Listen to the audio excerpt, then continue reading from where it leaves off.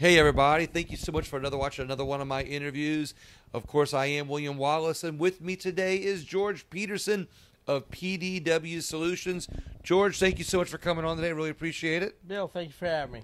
Well, George, I know that you are a licensed gun dealer, also known as An FFL, also known as a small arms dealer. And you had another name for it? Small arms concierge, because we do have a little bit more of a private service that we do. I like that. And we're going to talk about the correct process, the legal process to buy a gun. And I say that because it almost seems like we, people who believe in the Second Amendment, have to keep repeating the gun laws over and over again, because there are those who don't agree with our gun rights that will say how easy it is to buy a gun. You can go to any gun show and buy a gun. Right, George? Well, I mean, you can go to gun shows, and if a person is a licensed FFL like myself, you still have to complete the background check, which is required by federal law. And that's the point I'm getting to, is that it is not as easy as some people think that it is. And so while it's still your right and you're still able to do it, how do you start it? What starts the process to be able to buy a gun at your business or any other licensed gun broker?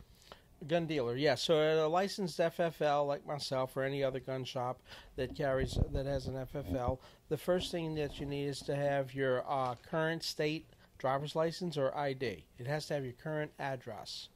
If you don't have an ID with your current address, you need to have another form, like a government form, like maybe the water bill or the energy bill or something like that, that actually has your name and the current address on it. That also counts as ID to buy a gun? Yes, as long as it's a government bill, not a private entity.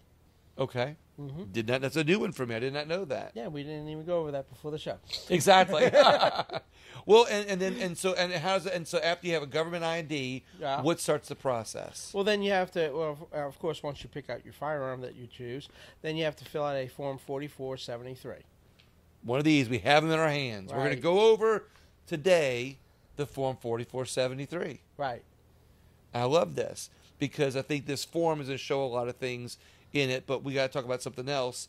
And my curiosity is, before we start, do you think that the Form 4473 actually stops criminals from buying guns? It slows them down from buying guns at licensed gun dealers. But criminals can still... Criminals are criminals. Right. So 99% of the firearms that are gotten by criminals, people who have intent of committing some sort of violent crime, are gotten by stealing them. They're not gotten by going to a licensed dealer. Criminals don't go to a licensed gun dealer and do a background check to buy a gun. Or they're buying them on the street, I guess. Well, buying them on the street, but more than likely they're stealing them. Okay. Yeah, that's why there's always been a rash, whether it be around the city of New Orleans or even around the country, a rash of car break-ins because they're breaking in looking for guns inside the car. So, ladies and gentlemen, if you are a gun owner, take your gun inside. Don't leave it in the car at night. If you want to keep the guns from getting in the hands of criminals, don't leave your gun in the car. This is kind of like don't leave your dog in a hot car. It's common sense, but the problem is people need to be told over and over again not to keep their dog in the car while they go inside and go shopping, right? I mean, it's kind of the way. So the 4473, though, and I'm just being, of course, I don't want to say devil's advocate here, but, because I believe that this form helps stop criminals from getting guns, or the wrong people from getting guns, or buying guns illegally, of course, but it doesn't stop them from obtaining guns. Correct. A point you made earlier. However, I think that when you fill out this form, it stops a lot of people that might try to sneak through the system, or maybe they just don't know any better, they're not paying attention, but a criminal is not going to come to you and try to buy a gun. The Form 4473... You'd be surprised. Really? There's a lot of people that just think, it happened, I've never really been... I had one guy, for example, I told you this story. He said, but I've never been to jail. He was denied, right? He said, but I've never been to jail. I said, well, have you ever been arrested? Yeah, I've been arrested, but I was never, didn't go to jail. Says, well, were you convicted? Yeah. So what, you got probation? Oh, yeah, I got probation. He said, well, when did you get probation, if you don't mind my asking? 2 weeks ago. He was just placed on probation, and he tried to buy a gun. And because he doesn't... It wasn't a violent crime probation or whatever, but, he's just, people want to try and buy guns. But because he doesn't know any better, yeah, we'll say, the 4473 caught him and stopped him in his tracks, even though it wasn't actually the process of having to fill it out. So, George, on the 4473, I don't see any question that asks you about your IQ. Oh, yes. There should be an IQ test before you try and buy a gun or fill out a 4473. I mean... because there are some people who are going to try to buy it, not realizing that they should not be buying a gun. Right. And we're going to find some of that out when we go through the questions on this 4473. Yeah, I mean, just for an example, I had another gentleman who was denied, and I went through the whole questionnaire with him. It's like, well, have you ever been arrested? Have you ever been prosecuted? Any kind of violent crime? Any kind of drugs or anything like that? No. Well, have you ever been in a mental institute? Well, yeah, I was in a mental institution. Yeah, he was adjudicated mentally deficient, which means he was put in a hospital. And I asked him, I said, well, if you don't mind, I mean, maybe you can get a doctor's note? And he goes, no, it's permanent. Permanent? I said, yeah. So what was wrong? He goes, well, I mean, I was diagnosed with schizophrenia, but that was so long ago. It's like, no, you can't get a gun if you're schizophrenic. I'm sorry. If you have psychosis or schizophrenia, no. And he goes, but it's so dangerous out there. And I can sympathize or I empathize with them, I mean, it is dangerous out there in the world today, especially in most of these Democrat enclaves, like New Orleans, Chicago, Los Angeles. I mean, especially New Orleans. New Orleans has actually been, I think, the #1 murder per capita this year so far. We're beating Chicago in that. But anyway, he said, so this gentleman said, but if I don't get a gun, I'm going to flash out. And I looked at him and I said, sir, because you might flash out is exactly why you're not getting a gun. And what I like that you're talking about here is that there's another question on the 4473 that stops people like that. So while the constitutionalists may say that it's just another government form that stops people from their rights. No. No? Well, we talked about that before. No, I know. That's why I'm trying to get this answer off. So they haven't been privy to this conversation. So, ladies and gentlemen, I am a constitutionalist. I do believe in the Second Amendment in its purest form, that the right of the people to keep and bear arms shall not be infringed.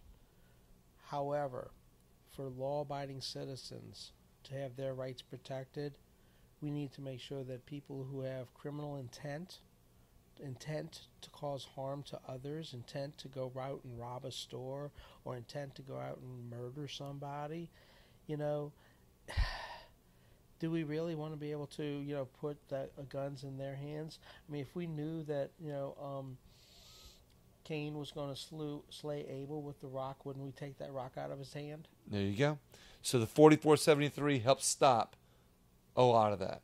Oh, yes. All right. Well, let's go on some of these questions here. Sure. Going to get to this because I think that there's a lot of interesting questions on here that not only prove the points that we've been making, but a lot of interesting questions on here that might raise an eyebrow for some who don't understand it. Right. So, of course, it's easy. The first couple ones. Let's see. Total number of firearms to be transferred. So, Section A is actually going to be the part that's filled out by the FFL deal, and that's going to be the record. It's going to keep the name of the manufacturer. So I find it interesting that they ask you how many guns you're going to buy before they even ask your name or your name. Well, Section A is by the seller, and that's so that we have a record or we have that information on the front page. Okay. That's the only reason. So we have that information on the first page. It used to be on the third page. Well, up here above that, it goes through the model, the serial number, and the type or caliber or gauge above Correct. that. So I can see that.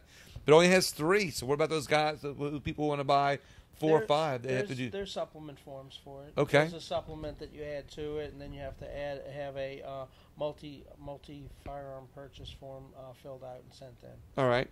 So you got total number of firearms. check if any part of this transaction is a pawn redemption. Well, yeah, I mean, so this form is for, not just for regular gun dealers, but for pawn dealers as well. So Pawn shops? Pawn shop, would be somebody, I guess, a pawn redemption. And I'm not a pawn shop, so I'm not going to speak like I'm an expert on this. But, that's when you're picking your gun back up from the pawn shop. You borrowed money again from the pawn shop, and you're going to go pay off your pawn, and then you're picking your firearm back up. So they're going to do a background check before they give it back to you. Okay. Really? So before you give it back to you, they double check you before they give it back to you? Well, yeah, because, anytime that an FFL, a licensed federal firearms licensee, it has to transfer a firearm back to somebody, we want to make sure that they haven't, been convicted of anything or domestic violence. Because while some people might put their gun up, pawn their gun for a day or two, others may pawn it for 6 months or a year or more. It could be even so. Anytime a gunsmith or a pawn shop, gives the gun back to the individual, they're supposed to do a 4473 to make sure that they can legally transfer the firearm back to that individual. This is more good information that I'm learning with you today, which again is another. It's not a loophole. It is something that takes away a loophole, if you will. Right. And there's a lot of people out there that are anti-gun people that always talk about these loopholes. And you've already showed me 2 times in just discussing the 4473 that the 4473 eliminates those loopholes. Well, that's right, because we actually do have what's called a universal background check. If you're a licensed FFL, you're required to do a 4473 whenever you transfer a firearm to another individual. I like that. All right, so check if this transaction is to facilitate a private party transfer. So for private sales, number 8. So for private sales, so if this is to facilitate a private party transfer, so like somebody will come to my shop, all right, and like you'll have party A and party B, and party A is selling a gun to party B, but party A wants the party B to do a background check to make sure that they're legitimate to be able to take a firearm, so they're not putting a gun into the hands of a bad guy, or let's just say a prohibited person. That's the actual legal terminology. Then they would facilitate a private party transfer and we would check that off. So while there are private party transfers that are happening, there is something on this form that if there's somebody who wants to transfer it, to make sure that maybe they don't know who they're selling it to, right? And they just want to make sure that person's illegal because they want to be a law-abiding citizen and transfer their gun to another law-abiding citizen. Right. I mean. Excuse me. Bless you, George. So the thing is that a person who is a law-abiding citizen with a lawful firearm does not want to put that gun into the hands of another person who is a prohibited person. All right. Of course, questions 9 and 10 are real basic. Name, address, middle name. You said something that's interesting about middle name. So Section B, now this is how I as a gun dealer, when I'm giving somebody a form to fill out. Okay. So what I do is I actually tell them, all right, what they start off at is number 9, where it says last name. So your last name, first name, middle name. No initials, everything spelled out. If you don't have a middle name, you have to write NMN, which is for no middle name. And if you have any kind of a suffix, like junior, senior, second, third, whatever, you put that next to your last name in the first box. Okay. So after address, which is pretty easy. Current address. Current address. It says current address. Okay. You can't use your mama's address. You can't use your auntie's or your grandmother or your former address. You have to use your current address, and your ID should match that. And I like what it says. It cannot be a post office box. Correct. We need to know where the gun is, basically. Okay. Just in case. And then, George, again, some of this is common sense for law-abiding gun owners who've been through the process. But there's a lot of people out there who've never been through this process before. They don't understand. And they don't understand it.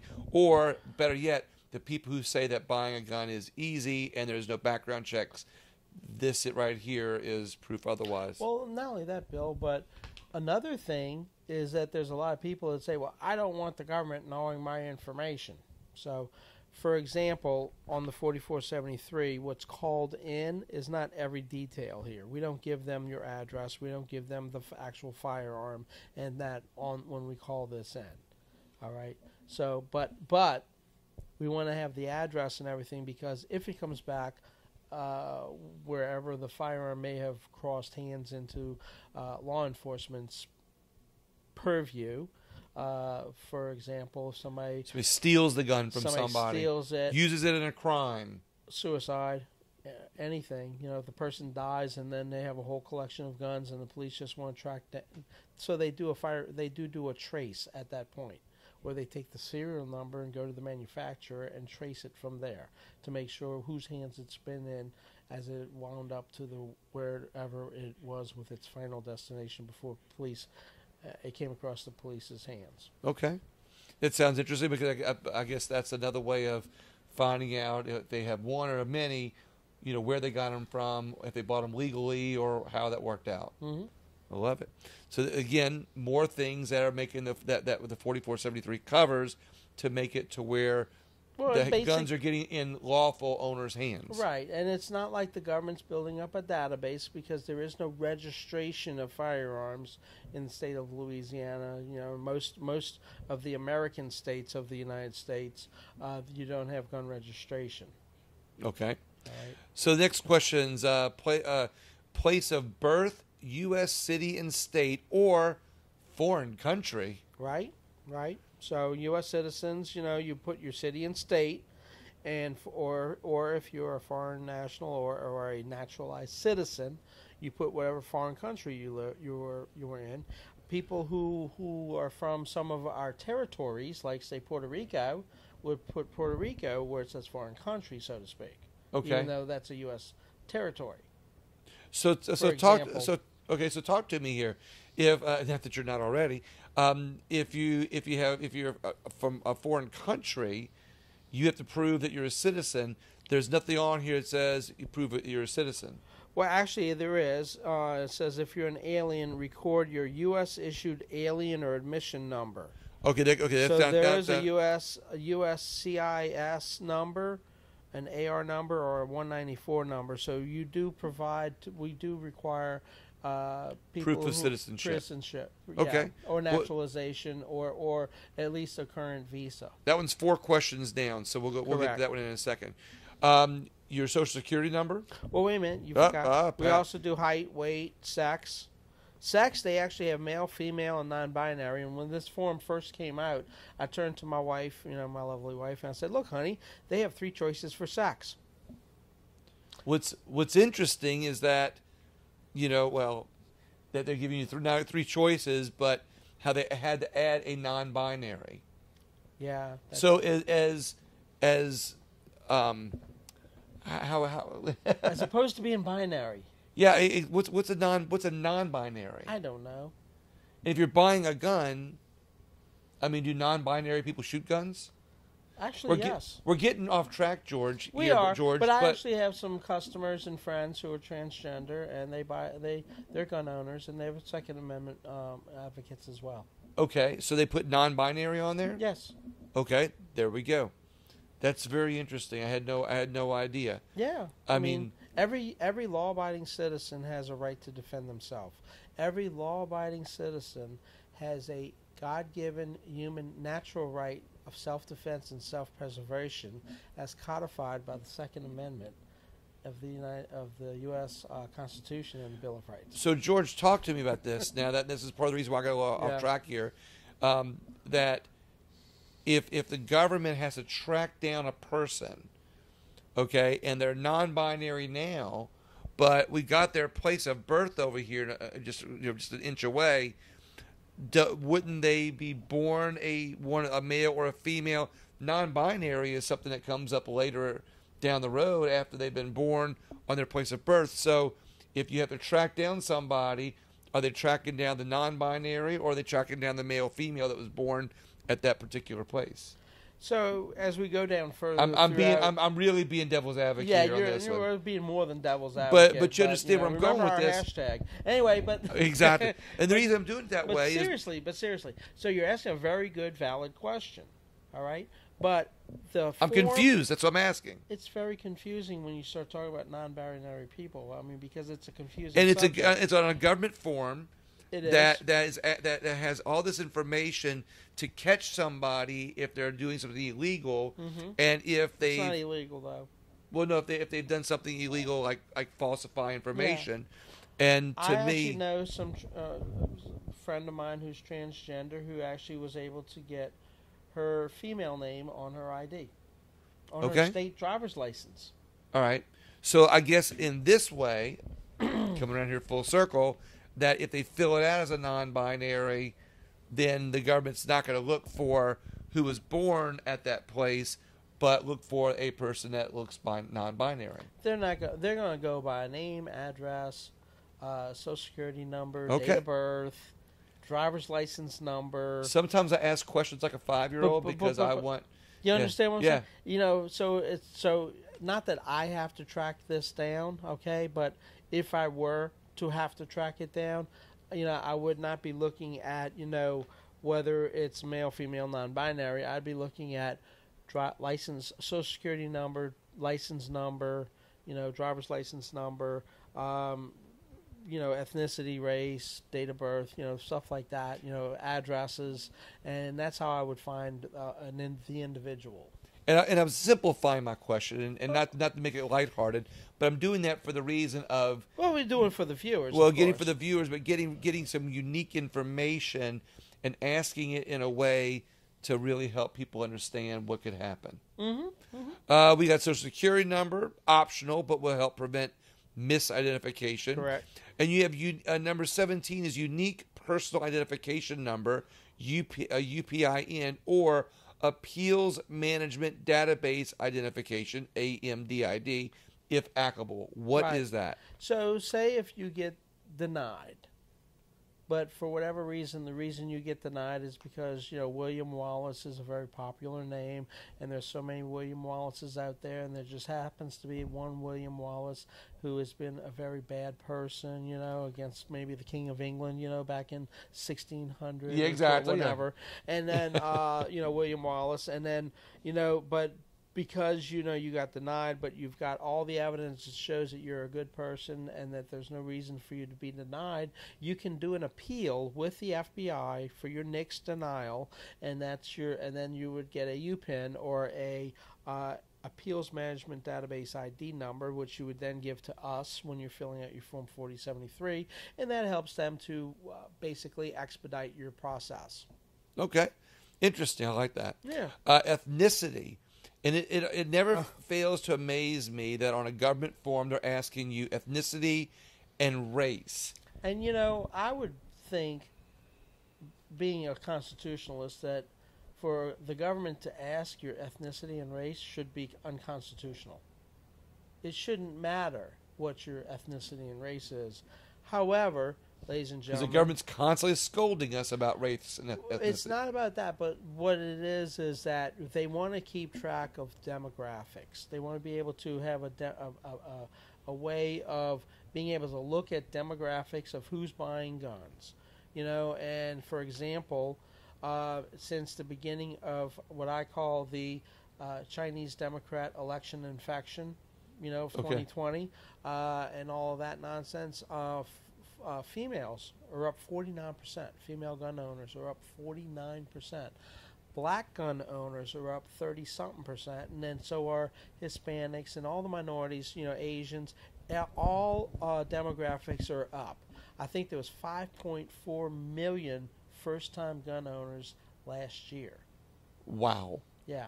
That's a lot of new gun owners. Yes, and so that keeps us busy. That's one of the reasons why ammunition is short, because you got to figure every new gun owner is going to buy a minimum of 100 rounds of ammo. Plus, you know, all the training that's required for these folks, because, you know, it's not required, but, I mean, most good people who buy guns want to learn how to be a safe and responsible gun owner. And that's why over here at PDW Solutions, we do have our one-on-one private one-on-one introduction class that we do. That includes 2 hours of training and 100 rounds of ammo.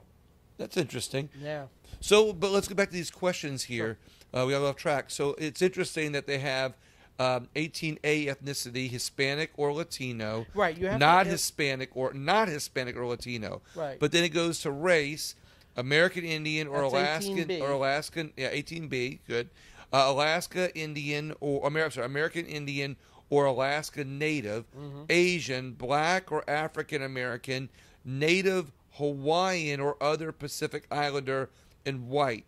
So why would they separate? Why is all this? So again, it's for demographics, just studies. You know, they want to know how they can track. But what really catches my eye is that they're separating ethnicity and race. Like I always thought that ethnicity and race were the same thing, but here on this form they're separating out Hispanics. They want to know how right, many because they only ask us ethnicity as it pertains to Hispanics. You're correct. Or not. Or not. Yes. So, and what other is also interesting is that there's a lot of people from the Middle East that don't fall into these other categories at all. And so they don't ask about Middle Eastern. You know, that should be not that that's a race. That's interesting. You're right. That's not on here at all. It's not really that it's a race, but if you're going to look into some sort of demographics, Well, they have Native Hawaiian or other Pacific Islander. Right. That indicates where they're from. Right. Same thing with American Indian, Native Alaskan. Well, would they not ask Middle Eastern because it's not American? No, I mean they ask Asian. But the Asian, and they also ask Black or African American. Right. So I mean, I think that it's just something that I think that if it were me, I would probably talk to the U.S. Department of Justice and the Bureau of Alcohol, Tobacco, Firearms, and Explosives and tell them that maybe they should consider adding Middle Eastern on here so they can have a better track of the demographics if that is the purpose of 18B. Okay, that's interesting because you're right. There's probably a lot of other races or ethnicities that they could ask about, right? But they're not asking about any of those. But it's interesting. 19 is country of citizenship. Right. List more than one if applicable. Right. Nationals of the United States may check USA. And then, of course, it's the two check boxes are United States of America, USA. Other countries specify. Right. So just write down what other country if you're a citizen. So some people hold dual citizenship. Like, for example, well, yeah, but if you're a citizen of Afghanistan, some people who were Afghanistan citizens who married maybe U.S. Personnel when they were over there, during the war, and then and now they're coming in and they have dual citizenship. So, but it asks or, so that leads me to believe that if you're in other countries, it doesn't ask anything. It doesn't say dual citizenship. It just gives you two choices: United States of America or other countries. Mm-hmm. So, can anybody from another country buy a gun in America? Yes. What if they're not a legal citizen? They have to be a legal, not citizen, but they have to be here legally. So as long as they're here legally, right? They have a green card. They have some sort of a visa for work or school. As long as they have a current U.S. Customs Immigration Status number. So our Constitution is protecting anybody who wants to live in America. Well, yeah. Okay. Even the ones who cross the Rio Grande illegally. Yeah, we can tell that by the ethnicity that's being set aside. But they don't have a U.S. CIS number. Okay. Because they came here illegally, so they haven't been put into the system. Okay. So there might be years before they can get something. Yep. So, all right. So let's go on down the line here. If you are an alien, record your U.S. issued alien or admission number, AR number, USCIS number, or 194 number. I-94. I-94. Okay, got it. That's an interesting one. That you can, if you are an alien, record your U.S. issued alien or admission number. We have lots of people who are here on work visas or education visas, and they have as much of a human right of self-defense and self-preservation as anybody else. I like how you put that.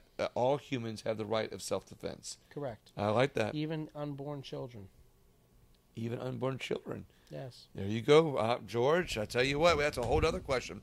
All right, let's go on down to 21A. These are the really interesting ones. So the 21 series of questions. Series, goes A, B, C, D all the way through, and they basically, this is the actual background check.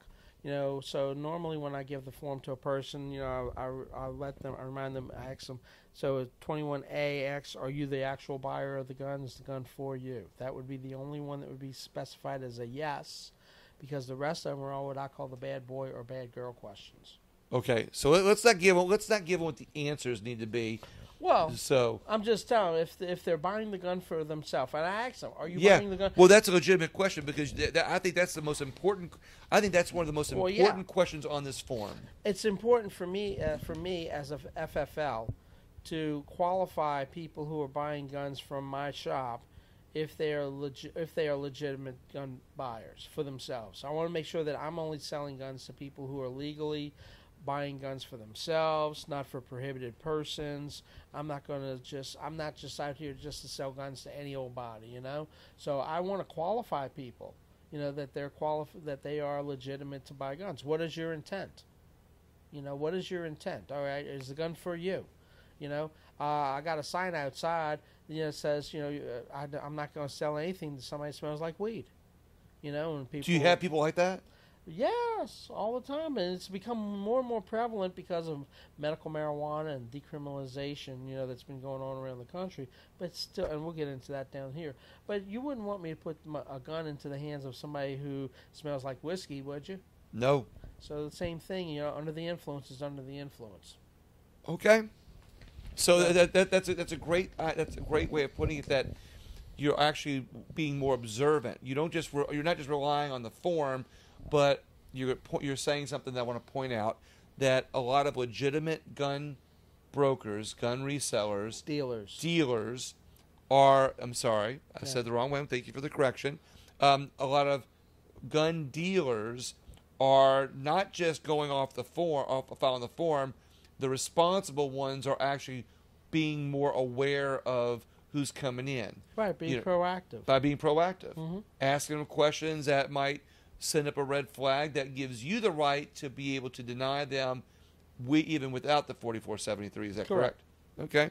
So you have to ask them if they are actually buying this gun for themselves or if they're buying it for somebody else, correct? That's yes. Are you the actual transferee buyer of the firearm listed on this form and any continuation sheets, ATF?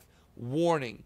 You are not the actual transferee buyer if you are acquiring the firearms on behalf of another person. If you are not the actual transferee buyer, the licensee cannot transfer the firearm to you. Right. And they have to answer that question.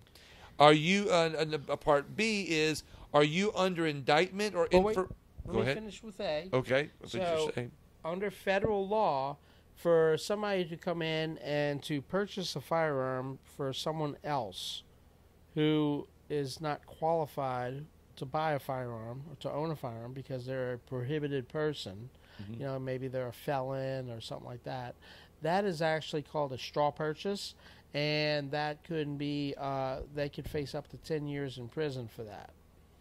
It's a federal charge. Wow.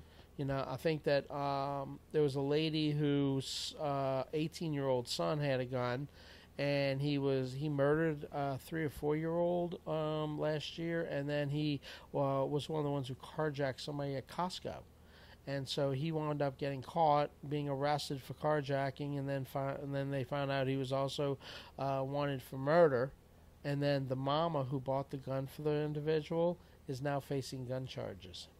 Federal gun charges. Good. Well, so just giving you buying a gun for somebody else is illegal. Yes. Okay. Or with the intent to distribute. And I've watched at the gun shows. I'm always concerned, about that. But I'm glad that you're looking out for that. We always do. We always catch that, at the gun shows.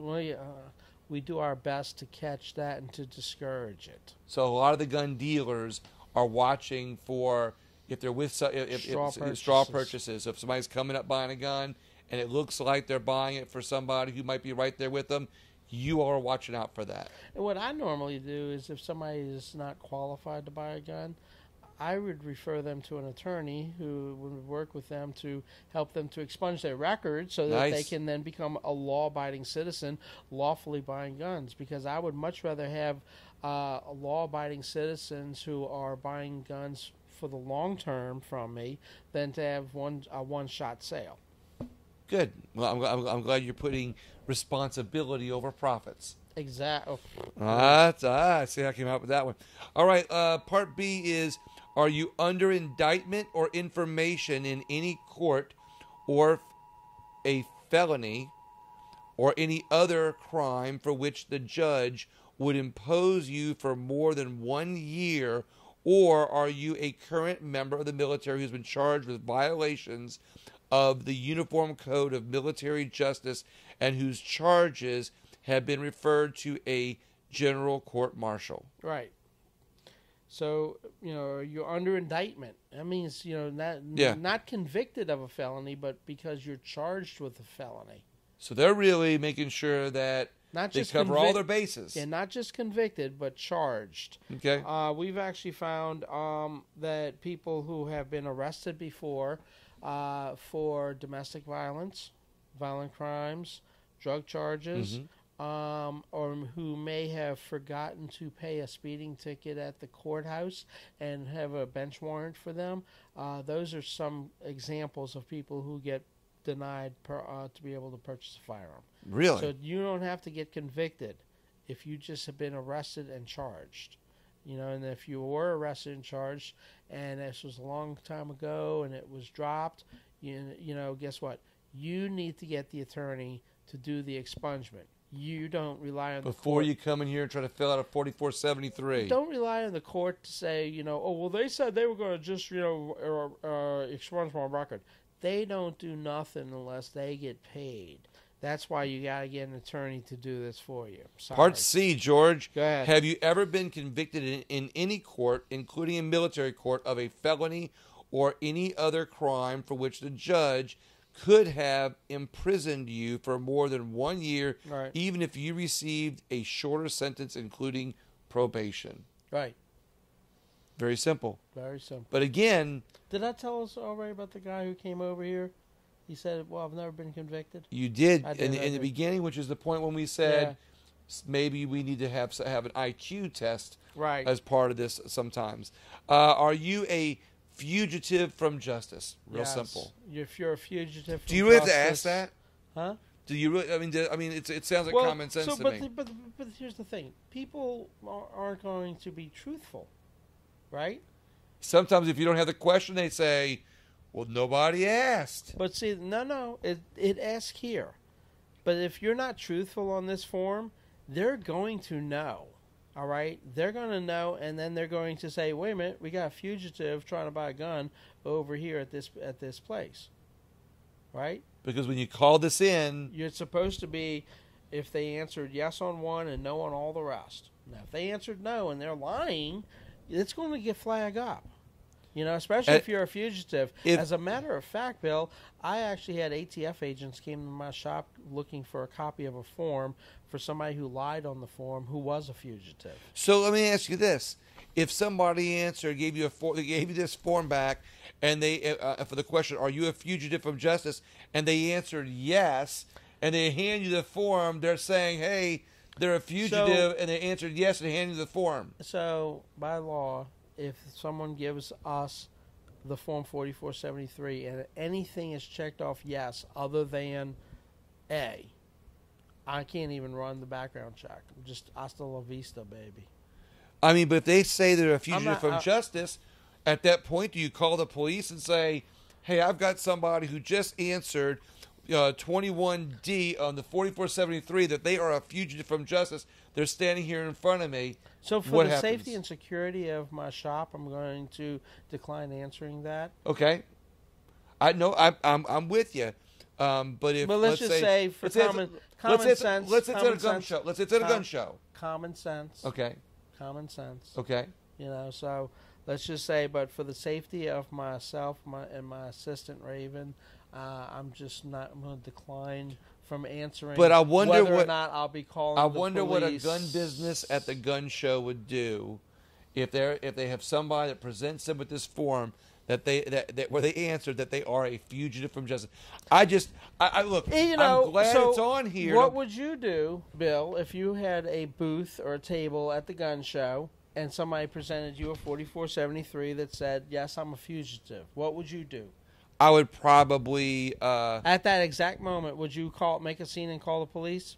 Well, you could press 911 and not even let them know that you're pressing 911. There's many things that you could do, or yeah. you could whisper to one of your workers, "Hey, get the police." Or you can call them afterwards and tell them to look at the tape.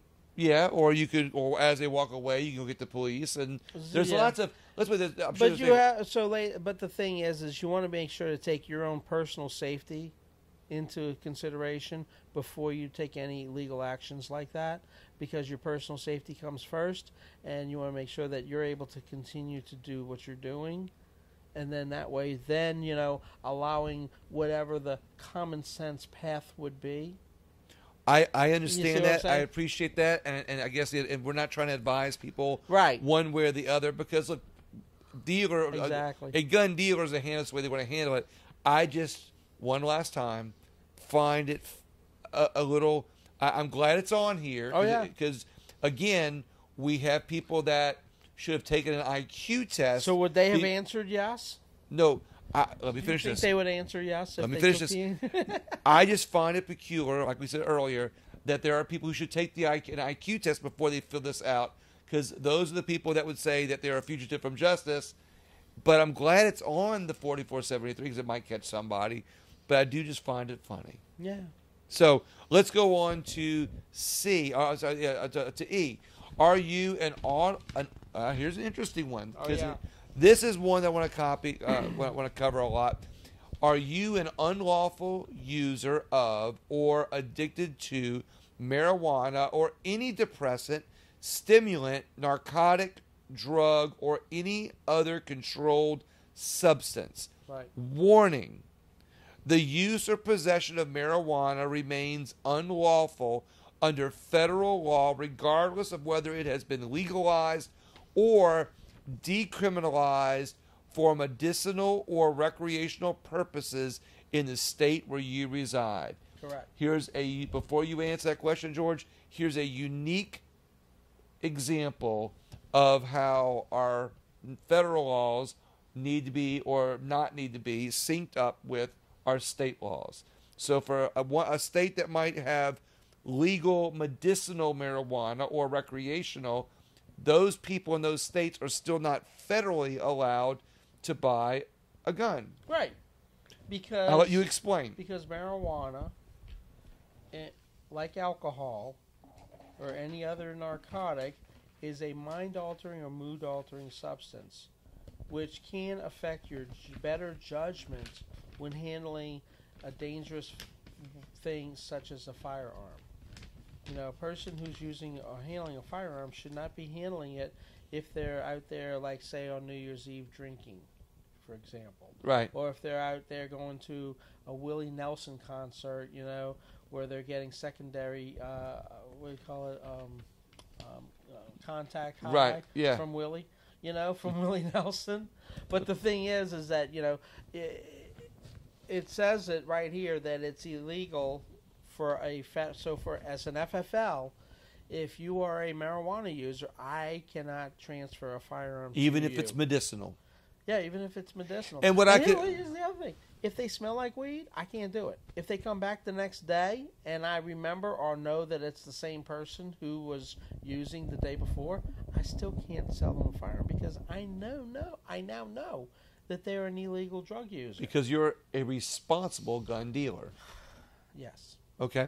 So what I find interesting there is that, again, going back to why the 4473 has benefits, that there are people who probably maybe do medicinal marijuana or recreational. Let's just say medicinal, and they don't realize that they cannot own a firearm. this 4473 stops them. Well, no, it doesn't always stop them. Okay. Because there are people like that who will go out and do a private sale. Okay. Or they get it on the street somewhere. But then when they get caught, on a Friday night, with a car that's, the windows look like a Cheech and Chong fan, where the smoke is pouring out of the cracks of the top of the windows, and they got guns inside, it's illegal to have guns, that much weed and guns. I think that it's like, by state law, it's 14 grams. Okay. If they have more than 14 grams of marijuana in their firearms, they'll face serious charges, and then they lose their gun rights. There you go. Again, 4473 is protecting people. All right. Part F. Have you ever been adjudicated as a mental defective, or have you ever been committed to a mental institution? And there should be one more caveat there, only because, I've been a registered Republican. Bad joke coming. Bad joke alert. Bad joke alert. Spoiler alert. So it should say, have you ever been adjudicated mentally defective, or been committed to a mental institution, or voted for Democrats or Hillary Clinton? Well, George, let me tell you something. I will say this. There are many pro-Second Amendment Democrats. So what qualifies as a pro-Second Amendment politician? Because they actually like to hunt? Well, maybe. Okay, so hunting has nothing to do with the Second Amendment. All right, George, we're getting off track of the 4473. Right, we'll get on back. track of the 4473. Ladies and gentlemen, we are going to cover more about the Second Amendment in future shows, though. Go ahead. Have you ever been discharged from the armed forces under dishonorable conditions? That's just like a conviction, a felony conviction. Okay. Basically. Are you subject to a court order, including a military protection order issued by a military judge or magistrate, restraining you from harassing, stalking, or threatening your child or an intimate partner or child of such partner? Yeah, I mean, that's getting into the domestic abuse. Domestic abuse. Mm-hmm. Got it. Have you ever been convicted in any court of a misdemeanor crime of domestic violence, or I like they're double downing on this, or are you or have you ever been a member of the military and been convicted of a crime that included an element, or as an element, the use of force against a person as identified in the instructions? So basically, if you recall, a few years ago, there was a Air Force person who went and shot up a church where his in-laws were. I remember that, right. And the thing was, is he was not convicted or, adjudicated in a civilian court, but it was in military. So what they're doing is they've been trying to tie in the databases. So when the FBI NICS starts to look into doing a qualification on the name, that the name is being looked at both in civilian court as well as the military. That's interesting, George. That's a great point. I do remember that situation because they were not researching the military records, right. So this will help connect those databases. I like that.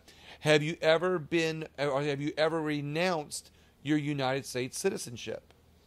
So this comes to people who are sovereign citizens or people who, are, I guess, anti-American in some way because they renounced their citizenship, that they would, if they answered yes, then they would be disqualified from purchasing a firearm. But what's interesting is just a few minutes ago we discussed that you don't have to be a citizen of the United States. If you have a green card, you're still able to buy a gun legally, correct? Right. So, we realize that when people answer questions, they answer upon the emotional questions about themselves individually. When it comes to a question about renouncing your U.S. citizenship, that's an emotional question for the individual, and that's going to draw out that answer from that person individually who may not be an alien, but someone who has renounced their citizenship, i.e. a sovereign citizen, or someone who's just, anti this or that, and for whatever reason, they become more, I guess, under the federal guidelines, that they feel that those are more people who might be a little more dangerous. They're already red flagged by the federal Societally. government, so this might again, tie into the database. Societally being more dangerous, societally. Okay, so the 4473 isn't just covering what you've been convicted of in some cases, but what you may be prone to do. Right. Remember before I said, it all comes down to intent? Right. And it's exactly like when we talked about the schizophrenic person or the diagnosis of a mental disorder, where it's maybe where your tendencies may be if you're not, if you're not stopped from buying a weapon. Right. From a gun. Okay. Are you an are you an alien illegally or unlawfully in the United States? Wouldn't that have been covered in those earlier questions, George? You would think, but again, you got to remember questionnaires like this draw people's emotions. That's what they're looking to do. And sometimes when you ask a question differently a second time, right, it makes people think a bit differently, and they emotionally answer it differently, which should throw up a red flag. No scratch outs. We don't do no scratch outs. If you made a mistake, guess what? I'm sorry. You probably intended it. That's why you answered it that way. Yeah. Again, sometimes my questions, though, may seem silly or dumbed down, but it's only because... Well, we're speaking to the general audience. Well, because when you say stuff like that, when I answer questions a specific way, it elicits different answers and helps for the explanatory purposes for the audience. Exactly. And again, it just threw me off because we were covering illegal or unlawfully in the beginning, and they asked it again, but thank you for clearing that up. Are you an alien who has been admitted to the United States under a non-immigrant visa? Now we're getting even more into the weeds, okay? Because we just said earlier that if you're not a non-immigrant visa, and if the question is yes, again, any yes answer other than the first one. No, we don't tell them. We don't tell them how to answer the questions. We tell them explain the questions. Right. Right, but any answer, if they answer yes on any of these other questions besides the first one, then we can't even transfer the firearm to them. Okay. And I like how it says that in here, though. Well, okay. So if you are an alien who has been admitted to the United States under a non-immigrant visa, you're not able to buy a weapon. Correct. Okay. If you are such an alien, do you fall within any of the exceptions stated in the instructions? U.S. citizens, nationals leave 221.1.2 blank. Right, we don't fill out that. What is that one? So you leave that blank. If you're an alien, do you fall within any of the exceptions under the rules?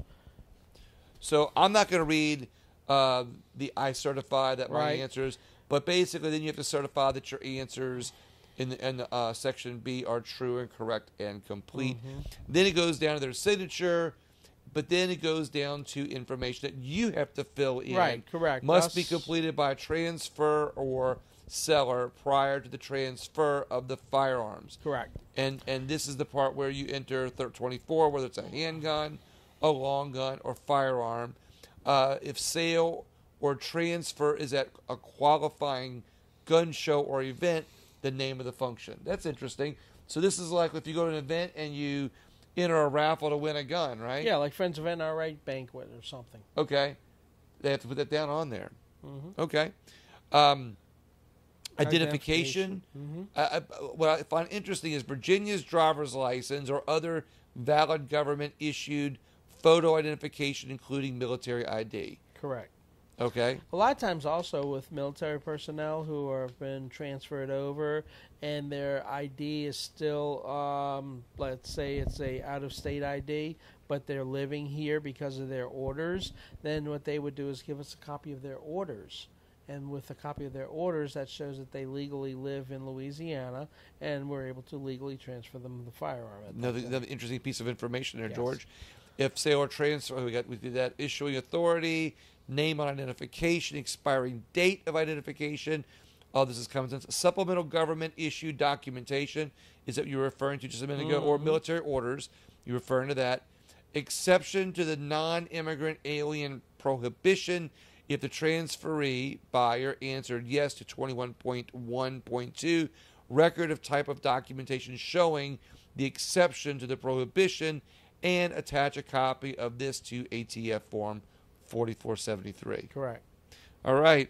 Date the transferee. This is the date, of course, they're buying it. Right. The NICS will state the transaction number. So you get a NICS number, which is your NICS ID So you number. call. So the other process is you call all this information in, correct? Not all of it, but you can either call it in or enter it online. And basically, you're looking at name, date of birth, place of birth, city, state, height, weight, and all that, ethnicity, U.S. citizen.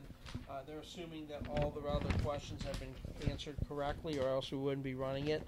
And then you go to, whether it's a handgun or a long gun, and then the ID. And then from there, they give us the NTN, which is the NICS transfer number, and we write that on number 27B, and we put the current date, and then we either get three things: proceed, delayed, or denied.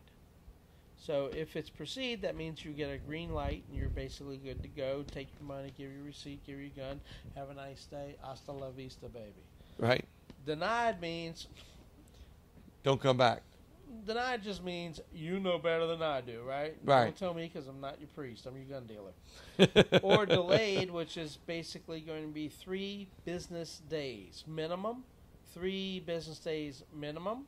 And if something comes up before 3 business days and they say that it can proceed, we'll have you pick up your firearm before then. Okay. But otherwise, it's 3 business days from the date of purchase.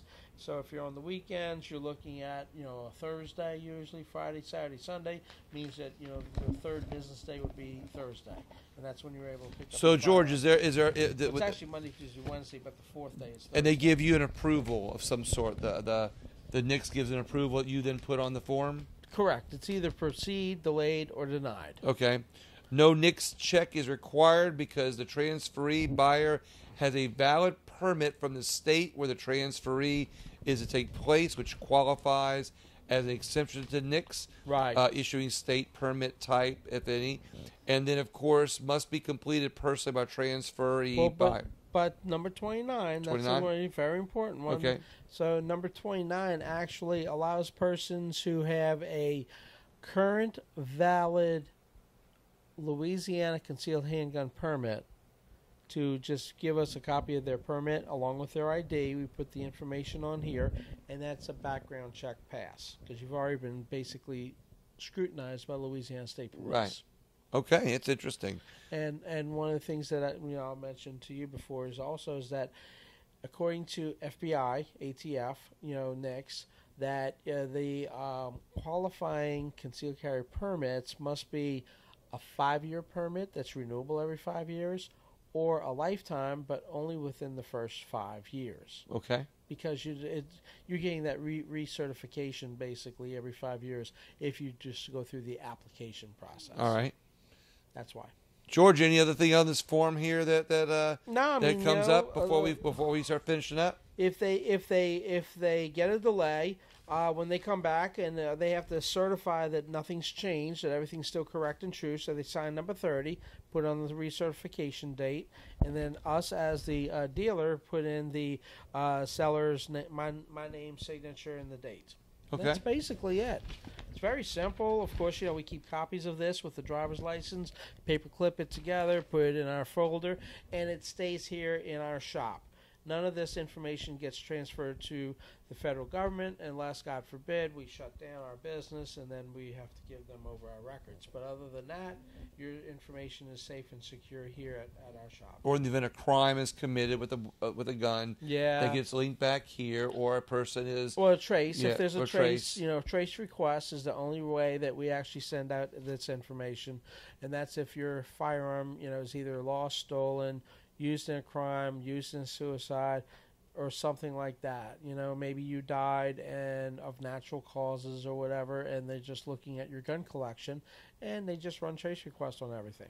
That's just SOP, standard operating procedure. Wow. Quite interesting. Yeah. George, thank you so much. I really appreciate that you came on here with me. Thank you. And I appreciate the fact that I think we educated a lot of people on the process. And once again, there's these help, or the 4473 helps eliminate a lot of not only real loopholes, but it helps eliminate a lot of those narratives that there's loopholes. Right. It really is not that easy to get a gun here in the United States. But you can always come over here to PDW Solutions, your online tactical superstore.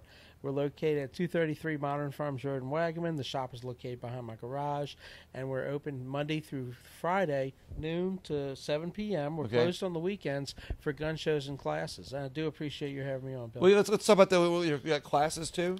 Classes, yes, we actually do. So I'm a certified NRA firearms instructor.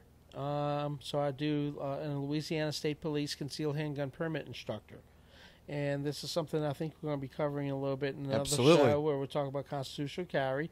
But I do concealed carry permit classes twice a month.